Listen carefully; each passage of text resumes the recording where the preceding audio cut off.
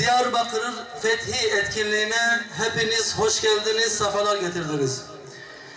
Miladi 27 Mayıs 639 yılında aralarında 1000 kadar sahabenin bulunduğu 8000 kişilik İslam ordusunun Diyarbakır'a ayak bastığı gündür, Fethi günü.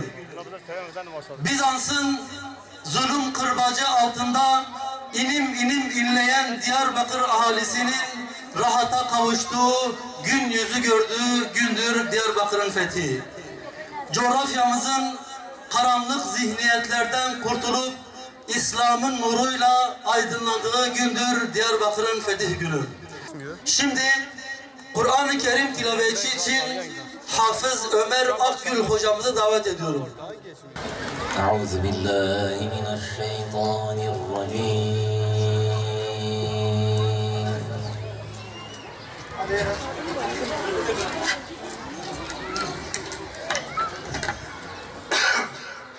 Bismillahirrahmanirrahim. İnna fetahna leke fethan mubina.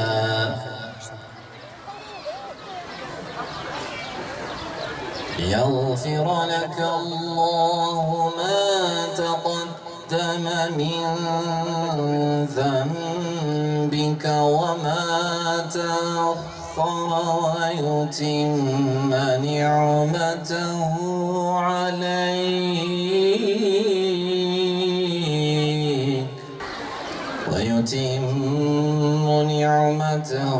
عليك ويهديك صراطا مستقيما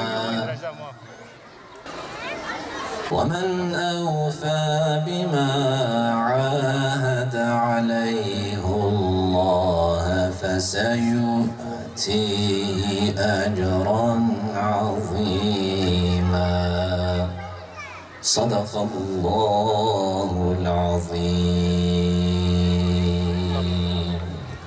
الفاتحة.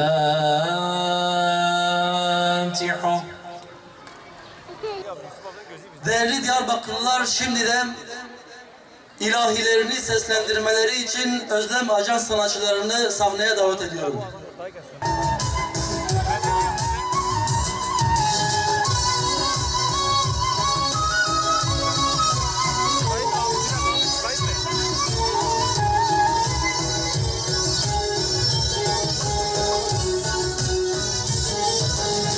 هزار نفريبهم حزارة سحابيهم أشخاص خنبليهم وبارد انظرامت وبارد انظرامت لشكري والليل مال شجون ارباحي جان وقوم انظر يا عيال عاطفة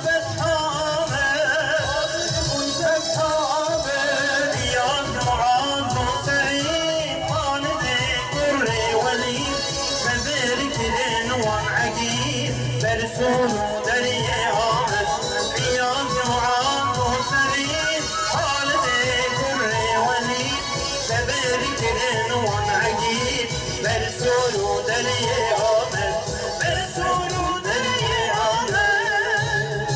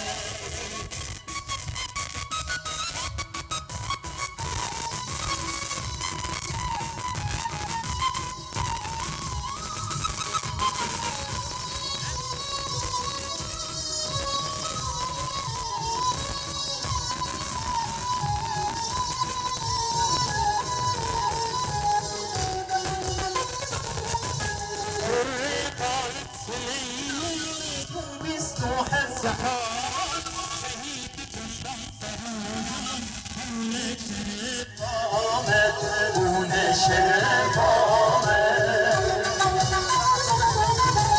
اوان شیرین لاور بزگین آب خمر ایزن عرب اکبر فتح دین آمد یلی اهل مسلمان وان شهید صحابه جبیل نکرد الزمان لايقي وانده آمد ودار يا حق مكر بيسلام مظافر كر ملت جدر قبول كر ديار بكر آمد ديار بكر آمد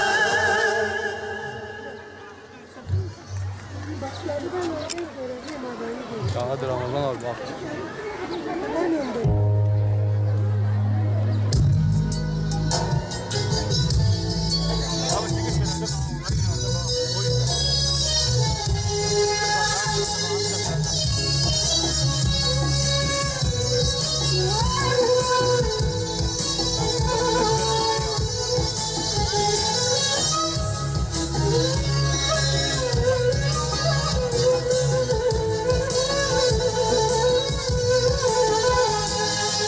Ashab-ı kiram çok cefa çekti, cennetin talibi talebeleri. Ashab-ı kiram çok cefa çekti, cennetin talibi talebeleri.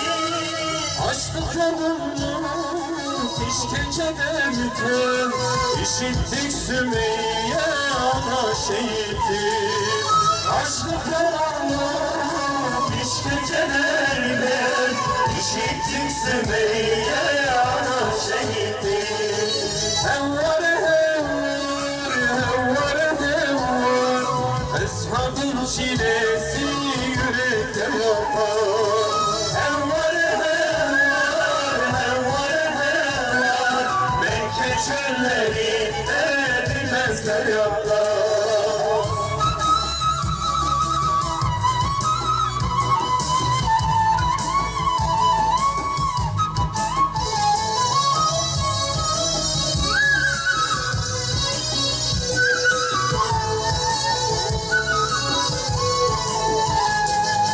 Bilal-i Habeş göğsünde iman, İmam korkardı çabır kayadan. Bilal-i Habeş göğsünde iman, İmam korkardı çabır kayadan. Kırbaçla kalkıp inerken tene, ahad ahad zikri bitmiş Bilal'e. Kırbaçla kalkıp inerken tene, ahad ahad zikri bitmiş Bilal'e. Hevvare hevvar, hevvare hevvar, Eshabın çilesi yürekte yakar. Hevvare hevvar, hevvare hevvar, Mekke çöllerinde bilmez feryatlar.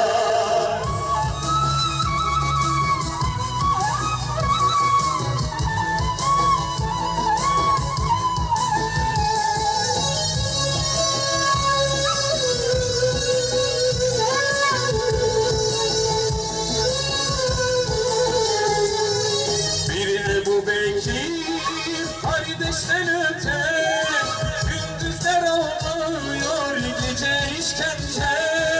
Biri Ebu Bekir kardeşten öte, gündüzler ağlıyor gece işkence. Kardeşler esir müşrik elinde, koşuyor dostuna ne yapsın diye. Kardeşler esir müşrik elinde, koşuyor dostuna ne yapsın diye. Hevvare hevvar, hevvare hevvar, ömrün çilesi yürekler yakar. Hevvare hevvar, hevvare hevvar, Mekke çöllerinde dinmez feryatlar.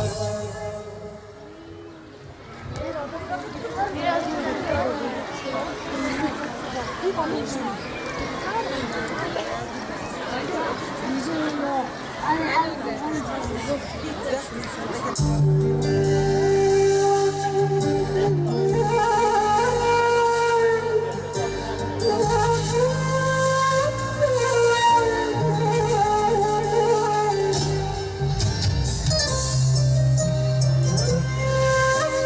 درج رو نشتم ایرو لسر کلها میرا خیالا از گرتم سارو گرم دل بو هیتو ناغما ایش و جان بو نبری گلو کا او میرفاس کا او جیرو زانا کا او شورکش ریاها ای نمان هاو کستی دنگ نایش قبرا ای کلها آمد ای کلها آمد ای سعید نمان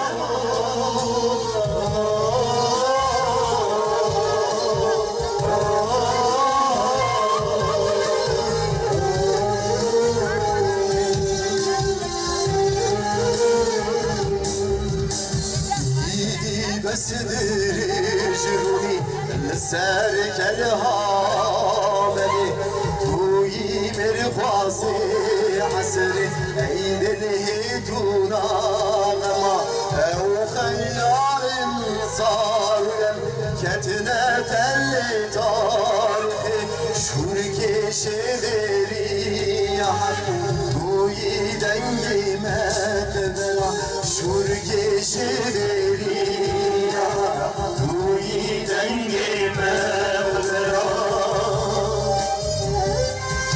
حسين بن كربلاء سعيد أرى بقول له وقوتن دورن خراكن كوني ظلمي زهاكن شعبي مظلوم بكجن كفر ظلمي بس دايرين وزارين لسرمي القرآنية ما قرآني بلنكن بابن آلادين اي هيبي عمل هيبي صاري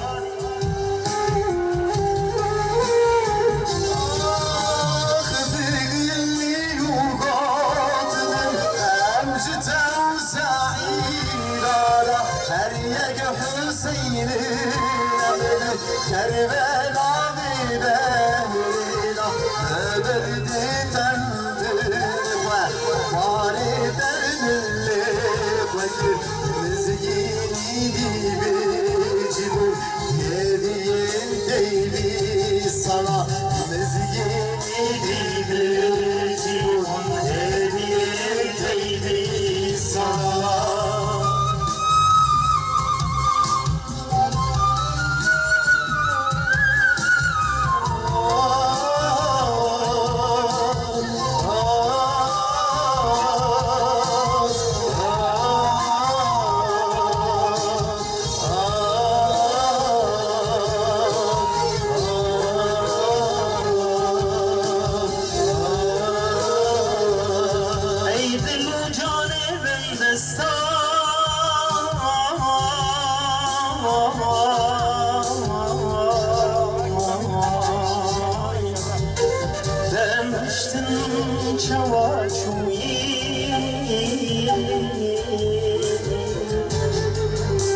ترساني فرستان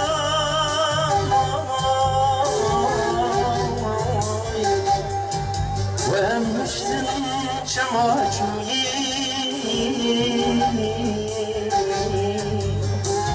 شمالها ومشتن شماجوي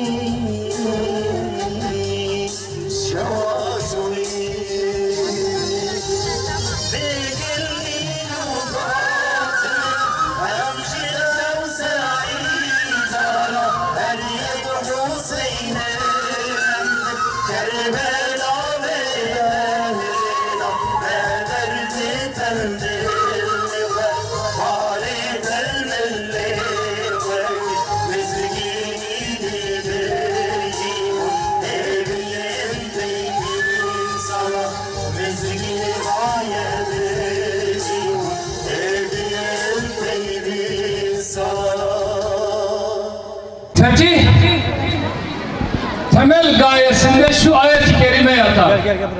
İzâ câ'a nasrullâhi vel feth ورأيت الناس يدخلون في دين الله أفواجا فسبح بحمد ربك واستغفره إنه كان توابا. Allah'ın nesri, fethi sana geldiğinde artık Rabbini çok hamd ile tesbih et, ona tövbe et. Muhakkak ki Allah tövbeleri çok kabul edendir. İslam'daki fethin temel felsefesi bu ayet-i kerimedir. Dolayısıyla İslam bir yeri fethettiği zaman orada iki şeyi göz önünde bulundurur. Fethederken birincisi hem kendi askerlerinin az bir zayiatla orayı fethetmesi hem de fethedeceği beldedeki gerek askeri ve gerekse sivil kayıpların en asgari düzeyde olmasına dikkat eder. Sadece kendi askerlerinin değil, bilakis sivillerin ve düşman askerlerinin dahi az bir kayıp vermesinin plan ve programını, hesabını yapar. Bunu nereden anlıyoruz? Bakınız, Peygamber Efendimiz Aleyhisselatü Vesselam 10 yıl süren Medine hayatında yaklaşık 17 gaza 55 seriye meydana gelmiş. Dolayısıyla 80 küsür savaş, irili ufaklı savaş meydana gelmiş. Bu 40 günde bir savaş demektir değerli kardeşlerim. Efendimiz Aleyhisselatü Vesselam ve onun kutlu sahabeleri Medine'de 40 günde bir savaşa çıkıyorlardı. Bu 10 yıl süren 80 küsür savaşta ölen, şehit olan Müslümanların sayısı 316 ile 330 arasında değişiyor. Düşman askerlerinden ya da düşmandan ölenlerin sayısı 1200. Bunun 600'ünü Müslümanlara Medine'de ihanet eden, Müslümanları arkadan vurmaya çalışan Beni Kureyza Yahudilerini çıkarırsak geriye 600 tane kalıyor. Bakın, 10 yıllık bir savaş süreci olacak. 40 günde bir savaş meydana gelecek ama ölen insanların sayısı 1200 olacak. İslam'ın insan hayatına ve şehirlerin imarına verdiği değer ve kıymet açısından çok önemli bir belgedir bu bizim için. Bir ikincisi, İslam bir beldeyi fethettiği zaman o beldede maddi ve manevi kalkınmayı esas alır. Tahribatı değil, maddi ve manevi kalkınmayı İslam esas alır. Bundan dolayıdır ki Dimaşk bölgesi, Şam bölgesi fethedildikten sonra fethedilmeden önceki halinden çok daha imar, çok daha mamur, çok daha zengin idi. Manevi kalkınma olarak da öyle. Kudüs fethedildikten sonra önceki halinden çok daha iyiydi. İstanbul fethedildikten sonra önceki halinden çok daha iyiydi ki önceki hali birkaç surun içerisine hapsedilmiş bir şehir iken çok kısa bir zamanda büyük bir metropol haline geliyor. Diyarbakır da aynen öyleydi. Diyarbakır da fethedildikten sonra maddi ve manevi olarak, gerek edebi olarak, gerek tarihi olarak, gerek sanatsal olarak, gerek ticaret olarak zirvelere doğru tırmanıyordu. Peki o zaman işgal nedir? İşgal bir yeri tahrip etmektir. Bir yeri yok etmektir. Tarihinden, kültüründen, dininden, dilinden uzaklaştırmaktır. İşgal katliam demektir. İşgal gözyaşı demektir. Biz bunu Haçlıların tarihinden ve şu içinde yaşadığımız gerek yakın tarihten gerekse kendi gözlerimizle gördüğümüz çağdaş Haçlıların yaptığı katliam ve zulümlerden çok iyi anlıyoruz.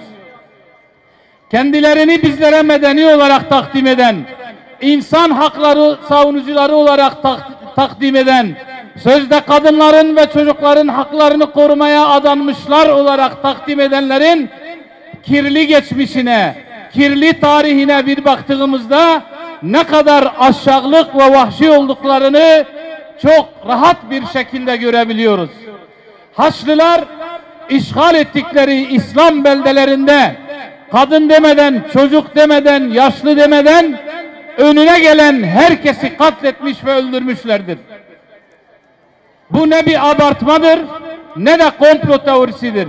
Basit bir arama motoruna tıkladığınız zaman bile Haçlıların yaptığı vahşet, katliam, zulüm hemen sayfalar olarak önümüze çıkar. Ayrıca İspanya Müslümanlar tarafından fethedildiğinde karanlık bir çağdaydı. Ama 400-500 yıl süren İslam hakimiyeti neticesinde Endülüs yani İspanya gerek sanatta, gerek bilimde, gerek edebiyatta, gerek felsefede hem kendi bulunduğu döneme, kendi bulunduğu bölgeye hem de bütün bir Avrupa'ya yön veriyordu. Öyle ki Avrupa'nın meşhur kiliseleri, papaz yetiştiren, rahip yetiştiren kiliseler rahip atayacakları zaman Endülüs'teki İslam medreselerinden icaze almayı neredeyse şart koşacak bir hale geldi.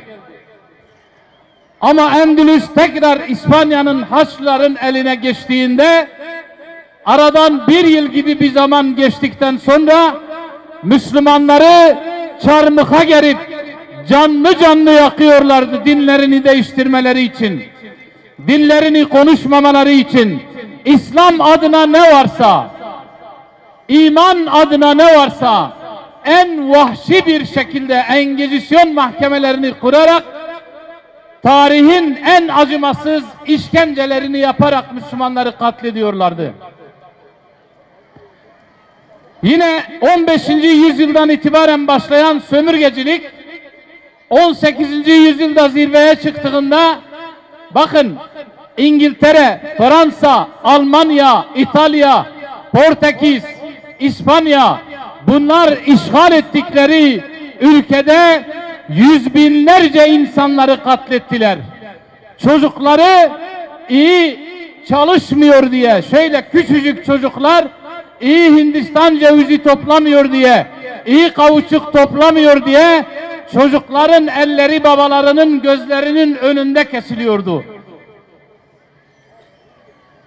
Kadınları ve çocukları en acımasız bir şekilde hayasızca katlediyorlardı. Dillerini yasaklıyorlardı.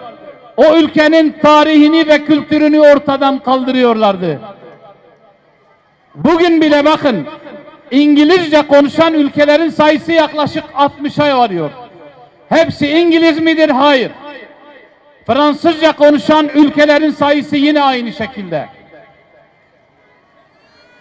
Çünkü bunlar gittikleri yerde ilk yaptıkları şey namusu, hayayı, edebi ve İslam'a ait olan her şeyi ortadan kaldırmak oldu.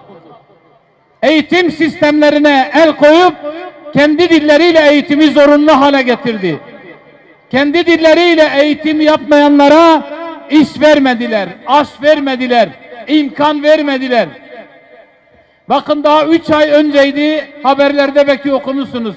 Cezayir'le Fransa arasında bir dil krizi meydana geldi. Cezayir dedi ki bundan sonra resmi dilim Arapça olacak. Ama Fransa kabul etmiyordu. Aralarında neredeyse kriz çıkıyordu. Bakın bugüne kadar bile bugün Cezayir'in, Tunus'un, birçok Mağrib ülkesinin, Afrika ülkesinin resmi dili ya İngilizcedir, ya Fransızcadır, ya İtalyancadır değerli kardeşlerim. İşte bu kendilerini medeni olarak tanıtan vahşilerin tarihe kazılmış, tarihe kaydedilmiş yapmış oldukları çile, zulüm, eziyet ve işkencelerdir. Kendi şahit olduğumuz bu son 30 yılın içerisine baktığımızda Amerika'nın, İngiltere'nin, Kanada'nın, Fransa'nın, Almanya'nın, Hollanda'nın yapmış olduğu katliamlar hala tazeliğini koruyor. Sadece Irak işgal edildiği zaman 500.000 tane çocuk öldürüldü. 500.000 çocuk. Ve bunu dönemin Dışişleri Bakanı Condoleezza Rice, evet üzgünüz 500.000 çocuk öldü ama bizim kutsal davamız için bunun olması gerekiyordu diyecek kadar alçalmıştı o zaman. Yine Suriye'de yapılanlar, Yemen'de yapılanlar, Arakan'da yapılanlar, Irak'ta yapılanlardan farksız bir şey değildir. Ve bunlar bütün dünyanın gözü önünde yapılıyor. Bir ülkeye girdikleri zaman yeraltı ve yerüstü zenginlik kaynaklarını talan ettiler. Bütün zenginliklerini aldılar. İslam adına ne varsa yasakladılar. İslam adına ne varsa ortadan kaldırmaya çalıştılar. Peki İslam ne yaptı? O zaman Diyarbakır'a İslam ne yaptı? İslam orduları Diyarbakır kapılarına dayanmadan önce Diyarbakır'a iki süper güç hükmederdi. Bazen Sasani İmparatorluğu Diyarbakır'a hakim olur, bazen Bizans İmparatorluğu Diyarbakır'a hakim olurdu. Sasaniler şehri ele geçirdiği zaman binlerce insanı katleder, kadınlara en ağır hayasızca fiilleri uygun görür, çocukları öldürür, şehri komple yağmalar ve yakarlardı. Bizans ele geçirdiği zaman yine aynı şeyi yapardılar. Çünkü bunların tarihinde vahşet var. Bunların tarihinde vahşet var, kültüründe vahşet var. Putperest bir kültür. Bakın Bizans kendi arasında bile 1204 yılında Katoliklerin Konstantiniye'yi, İstanbul'u işgal ettikleri zaman on binlerce Protestan Hristiyanı katlettiler, öldürdüler, Ayasofya'yı tahrip ettiler. Kadınlara en kötü, en hayasızca fiilleri yaptılar. Rahibeleri öldürdüler, rahipleri öldürdüler. 3 gün boyunca komutanları şehri yağmalamaları için onlara müsaade etti. Çünkü bunların tarihi yağmadır, tarihi vahşettir bunların. İslam orduları buraya gelmeden önce Kürtler sadece bir etnik gruptu, o kadar. Onun dışında İslam öncesine dair özellikle milattan sonra, milattan önce erili ufaklı devletler olmuş ama milattan sonra Kürtlerin bir devleti olmamış. Kürtler ya Bizans'ın askerleri olmuşlar, ya çocuklarını Bizans'a kurban etmişler zoraki olarak, ya da Sasani İmparatorluğu'na kurban etmişler. Ekonomik olarak, tarihi olarak, kültürel olarak hep geri planda görülmüşler. Ama İslam orduları buraya girdikten sonra Kürt halkı izzet ve şerefle buluştu. Karanlıklardan kurtuldu, aydınlığa çıktı. Etnik kimlikten devlet olma düzeyine geldi ki 4. asırda Kafkasya bölgesinde Şeddadiler adı altında büyük bir devlet kurdular. O tarihten sonra Kürtler, İslam buraya geldikten sonra Kürtler asla yerel yönetimlerini 1800'lü yıllara kadar, tazminata kadar kaybetmediler. Hep kendi kendini yönettiler, kendi kendini idare ettiler. İslam'dan önce Kürt bilim adamı, Kürt edebiyatçısı, Kürt şairleriyle ilgili elimizde ciddi anlamda bir kaynak yok. Ama İslam'dan sonra tarih kitaplarına baktığımızda, edebiyat kitaplarına baktığımızda Şehrezuri'den tutun, Malay Cezeri'den tutun, Fakih Teyra'dan tutun, Ubeydullah el-Kurdi'den tutun, Taceddin Kurdi'den tutun, Abdurrahman el-Kurdi'den tutun, ta ismini sayamayacağımız onlarca, yüzlerce felsefeci, bilim adamı, matematikçi, filozof, hadis, tefsir, fıkıh alanında hala bile eserlerinden istifade ettiğimiz korkunç bir hazine ortadadır. Ama bütün bunlar olurken karşı fetih dedikleri, biz ona karşı işgal diyoruz. Karşı işgalle Müslümanların buraya hakimiyetini sindiremeyen insanlar, kendi halklarını tekrar Bizans'ın uşağı etme, Bizans kültürüne yamama, ya da Yunan kültürüne yamamak için elinden gelen her şeyi yaptılar. 1940'lı yıllardan sonra özellikle okul kitaplarında, ülkemizde okul kitaplarında Bizans putperest kültürüne ve Yunan kültürüne fazla atıfta bulunarak onları zorunlu hale, edebiyat kitaplarında zorunlu hale getirmeleri bu karşı işgalin bir neticesi, bir parçasıdır. Fatih Sultan Mehmet'in İstanbul'u fethini kötü göstermek, kendisini kötü göstermek, onunla alay etmek ya da fetihle alay etmek bu karşı işgalin bir neticesidir. 1000 yıllık kültürün, 1000 yıllık tarihin bir gecede harf inkılabıyla koca bir toplumun bir anda cahil olması bu karşı işgalin bir neticesidir. Kendi kültürünü uygulayanlara ceza vermek bu karşı işgalin bir neticesidir. Camilerin ahırlara çevrilmesi bu karşı işgalin bir neticesidir. Ama bunlar bizatihi Fransızlar, İngilizler, Almanlar, İtalyanlar eliyle değil, içimizdeki insanların eliyle gerçekleşti. Diyarbakır da bundan nasibini aldı. Diyarbakır için de aynı şey söz konusudur. Kendi putperestliklerine, ateşperestliklerine özlem duyan insanlar Diyarbakır'ın fethini, sahabeleri, İslam'ın kutsallarını, İslam'ın değerlerini halkın gözünde küçük düşmeye çalıştılar. İftiralarla, yalanlarla insanları kandırmaya çalıştılar. Bakın o iftiralardan bazıları. Diyor ki Arap orduları, Arap askerleri Diyarbakır'a girdikleri zaman 100.000'den fazla Kürt'ü öldürdü. Kadınların saçlarını kesip köle pazarlarında sattılar. Arapça konuşmayanların dillerini kestiler. Ve bunu maalesef şiddet bizim gençlerimize inandırdılar. Oysa bugün Osmanlı nüfus kayıtlarına baktığımızda 1870-71 yıllarında Diyarbakır'ın nüfusu Osmanlı kayıtlarına göre 21.850. Bir kısım batılı kayıtlarda ise 40-50 bin gösteriyor. 21.850 olan nüfusun 11.500'ü gayrimüslimdir. Bunun içerisinde Ermeni Ortodoks, Rum Ortodoks, Süryaniler, Keldaniler ve Yahudiler var. Toplam 11.500 Müslüman nüfustan daha fazla. Bu nasıl bir katliamdır? Bu nasıl bir zorla din değiştirmedir ki? Fetihten 1150 sene sonra bile şehrimizdeki gayrimüslimlerin sayısı Müslümanlardan daha fazla oluyor. Ve şehirde alimlerin dışında, bir kısım idarecilerin dışında, bir kısım ordu komutanlarının dışında şehirde Arapça konuşmasını bilen tek bir insan yok. Bu nasıl dil yasaklamadır? Değerli kardeşlerim, sözü fazla uzatmayacağım. Eğer bizler kendi tarihimizden habersiz olursak, kendi tarihimizi bilmezsek, bizi bekleyen çok ciddi tehlikeler var.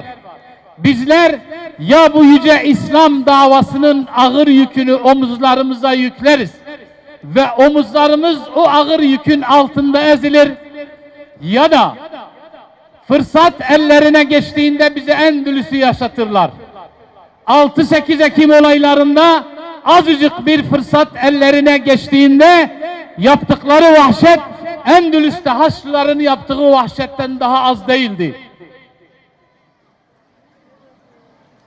Değerli gençlerimiz, kendi tarihinden, kendi kültüründen uzak yaşadığımız andan itibaren biz ya Bizans'ın zulmü altında eriyeceğiz, ya Avrupa'nın, Batı'nın zulmü altında eriyeceğiz. Bugün bile bazı Kürt bölgelerinde Kürt gençlerini, Kürt çocuklarını İngilizlere ve Amerikanlara asker edip onların uğruna öldürdükleri gibi. Bizler Müslümanız. Allah'a ve ahiret gününe iman etmişiz. Bizler kendi kültürümüze dönmek, kendi kültürümüzle hemhal olmak, Batı menşeli, Batı kültürünü içimizden çıkarıp atmak zorundayız. Maalesef bir eksiğimiz, bir hatamız da bizler karşı işgali sadece fiziki işgal olarak anlıyor olmamızdır. Karşı işgal hareketi sadece fiziki işgal değildir. Beynimizi işgal etmişler. Ruhumuzu işgal etmişler. Dışarıya çıkıp Türkiye'nin genelinde komple baktığımız zaman tıpkı Bizanslılar gibi giyiniyoruz. Batılılar gibi oturup kalkıyoruz. Batılıların müziklerini dinliyoruz. Onların konuşmalarını konuşuyoruz. Onların kültürüyle oturup kalkıyoruz. İşte maalesef bunda başarılı oldular. Çünkü onlar çok iyi biliyorlar ki kendi öz kültüründen kopan, İslam'dan kopan, Allah ve Resulünden kopan hiçbir nesil onların zulmüne, küfrüne, şirkine ve hayasızlığına karşı çıkamayacaktır. Onun için kendi tarihimize, kendi kültürümüze, kendi örfümüze, kendi adetlerimize dönmemiz lazım. Bize çizilen yol bellidir. Hâzâ sirâtu mustakîm ve ni'budûnî. İşte benim dost doğru yolum budur. Eğer ibadet edecekseniz, eğer tapacaksanız. Fazla okumak, fazla çalışmak, tembellik yok, okumamazlık yok, davadan kaçmak yok, davanın yükü ağırdır deyip geriye çekilmek yok. Biz bunu yaptığımız andan itibaren Endülüs zulmüyle karşı karşıya kalacağız. Çünkü bizimle uğraşanlar istirahat etmiyor. Bizimle uğraşanlar boş durmuyor. Full time çalışıyorlar. 7/24 çalışıyorlar. Onun için bizlerin de Allah'ın davası için, bu kutlu risalet davası için full time çalışmak, çalışmadan kaçmamak, çalışmaya gönüllü olmak, bize lazım olacak kadar okumak ve cesurca bizim gibi olan kötü niyetli insanların eliyle bize dayatılan bu hayasızlıklara, bu putperest Roma kültürüne, Yunan kültürüne karşı direnmek hepimizin vazifesidir değerli kardeşlerim. Ben sözü fazla uzatmak istemiyorum. Cenab-ı Allah burayı fetheden kardeşlerimizden, sahabelerden, onlara su taşıyandan, onların hayvanlarına, atlarına bakıcılık yapanlardan, Allah için kılıç sallayanlardan ebeden razı olsun. Onların makamlarını âli eylesin. Onların makamlarını yüce eylesin. Onlar hangi fetih şuuru ile buraya geldilerse bizlere de aynı şuuru nasip eylesin. Öyle ki kaybolmuş yürekleri önce fethedelim. Kaybettiğimiz yürekleri önce fethedelim. Ondan sonra fethedilen beldeler Allah'ın izniyle Selahaddin'in torunlarını bekliyor. Cenab-ı Allah yar ve yardımcımız olsun. Allah hayrınızı kabul eylesin inşallah. Bizler zatını hakkı ile hamd etmekten aciziz. Razı olacağın ve zatına yakışır bir hamd ile sana hamd ederiz. Saltanatının azameti, vecihinin celali kadar Efendimiz Hazreti Muhammed Aleyhisselatü Vesselam'a ve ehli beytine salat ve selam olsun.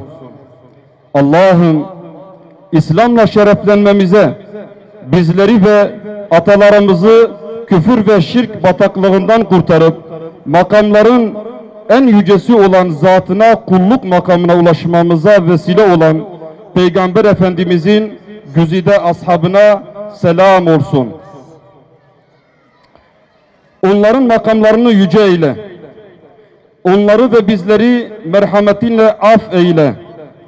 Efendimizin Havz-ı Kevser'inde buluşmayı nasip eyle. Allah'ım işlediğimiz bütün günahlardan pişmanlık duyar, sana tövbe ederiz. Tövbelerimizi kabul et. Günahımızı temizle. Duamızı kabul buyur. Ayaklarımızı sabit kıl. Dilimizi doğru yap. Kalplerimize hidayet ver. Göğsümüzdeki kin ve hasedi çıkar. Allah'ım sahabe efendilerimizin canı pahasına bizlere devrettikleri bu kutlu davayı ve sancağı canı pahasına korumayı ve gelecek nesillere izzetle devretmeyi bizlere nasip eyle. Bizleri zatına layık bir kul, Efendimiz'e layık bir ümmet ve bu kutlu davaya layık bir er eyle. Allah'ım bizlere kavmimize ve şehrimize hakikati görecek basiret ve hakikate uyacak irade nasip et. Batılı görecek basiret ve ondan uzaklaşacak irade nasip et. Allah'ım İslam düşmanlarının İslam alemi üzerine oynadıkları oyunları ve kurdukları hileleri boşa çıkar. Bizlere basiret, şuur ve onların hilelerini başlarına geçirecek, tuzaklarını boşa çıkaracak yolları kolaylaştır. Şehrimizi, beldemizi, batının ve onların yerli uşaklarının planlı ifsat ve hayasızlıklarından koru. Ey Rabbimiz, gençlerimize onların gerçek yüzlerini ve niyetlerini görecek ve anlayacak basiret ver. Bizden gibi görünüp de bizi ifsat edenlere fırsat verme ya Rab. Neslimizi ifsat edenlere fırsat verme ya Rab. Gençlerimize edebi, hayayı ve imanı sevdir. Küfrü, hayasızlığı ve fısku fücuru sevdirme. Allah'ım İslam ümmetine birlik ve beraberlik nasip eyle. Dirlik nasip eyle. Birbirimizi sevmeyi ve korumayı nasip eyle. Allah'ım bizleri kutlu davamızdan alıkoyan bütün davranış ve düşüncelerden arındır. Kalbimizden dünya sevgisini çıkar. Kalplerimizi muhabbetinle doldur. İslam sevgisi ve mücadele aşkı ile doldur. Allah'ım kalplerimize huzur ver ve güzel şehrimize huzur ver. Her türlü bela ve musibetlerden muhafaza buyur. Yerin ve göğün bereketlerini şehrimizin üzerine yağdır. Allah'ım dışım halka iyi göründüğü halde içimin kötü olmasından sana sığınırım. İnsanların gördüğü amellerimi düzeltip senin gördüğün kalp ve niyetimi bozmaktan sana sığınırım. İnsanlara en güzel taraflarımı gösterip sana en kötü taraflarımı göstermekten sana sığınırım. İyiliklerimle halkın rızasını kazanırken kötülüklerimle senin kızgınlığını kazanmaktan sana sığınırım. Bizleri İslam'dan ayırma. İslam'dan başka yol arayan sapkınlardan eyleme. İman üzere dünyadan ayrılmayı nasip eyle. Bizleri kıyametin dehşetinden koru. Hamd sanadır, dönüş sanadır. Amin. Amin. Velhamdülillahi Rabbil alemin. El Fatiha ma'as salavat.